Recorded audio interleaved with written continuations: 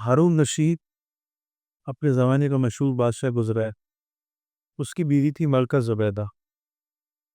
تو ایک دن دونوں میں جھگڑا ہوا.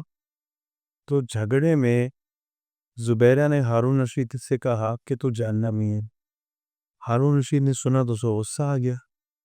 7 بڑے اعظم میں جس کی حکومت وہ اس نے کہا میں اگر جہنم میں تھے تو 3 ڈھلا. باڑ نے وہ سر پکڑ کے بیٹھ گئی. میں نے کیا بول دی. زبیدہ سے ایک تعلق تھا، محبت تھی. اچھا بولوں کو جمع کیے، سب لے کا طلاق ہو گئی.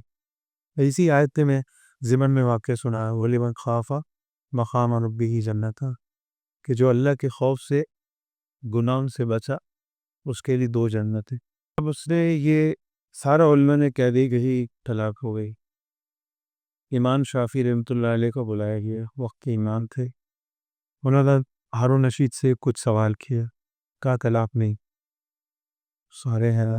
پھر ہارون رشید کو کمرے میں لے کے گیا، کمرہ خاص میں. امام شافعی نے پوچھا کہ بتاؤ کہ وہ جو واقعہ میں نے پوچھا ہے کہ کبھی تمہیں گناہوں سے بچنے کا موقع ملا ہوا، تم نے گناہ نہ کیا، تو بتایا کہ ہاں ہمارے قریبی کچھ آئے گئے تھے دوست، ان کی کچھ ایسی خواتین تھی. ایک خاتون میرے کمرے میں داخل ہو گئے دیکھنے کے لیے. اب مجھے موقع تھا، میں گناہ کر سکتا تھا، لیکن اللہ کے خوف سے میں پیچھے ہٹ گیا. فرمایا تو امام شافعی رحمۃ اللہ کہیں گے تم جو ہے جنتی ہو. کیونکہ اللہ قرآن میں خیر ہے کہ جو اللہ کے خوف سے گناہوں سے بچا اس کے لیے 2 جنتیں. اس سارے علماء کو جمع کر کے یہ آیت سنائی تو سارے علماء کا دماغ کھولا کہ جو ہے امام شافعی صحیح کہہ رہے.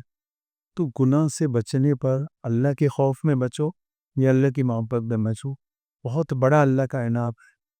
تو جو بھی بندہ کہ اللہ کی محبت میں گناہوں سے بچ گیا، اللہ کا اس پر بہت بڑا احسان ہے.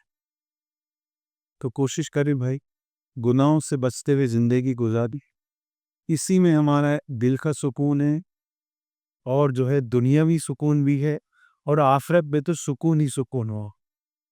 سبحان اللہ مولانا صاحب، بہت خوب. آپ نے جتنا بھی بات کی بہت اچھی بات ہوئی. ساری ہر سوال کا آپ نے بہت اچھا جواب دیا، اور اللہ ہمیں اس پہ عمل کرنے کی اور توفیق کرنے کی ہمت عطا کرے. اور انشاءاللہ پھر اگلے ایک سلسلے میں دوبارہ حاضر ہوں گے نئے سوالوں کے ساتھ، اور آپ کی بات ہم تسلی سے دوبارہ سنیں گے انشاءاللہ. السلام علیکم.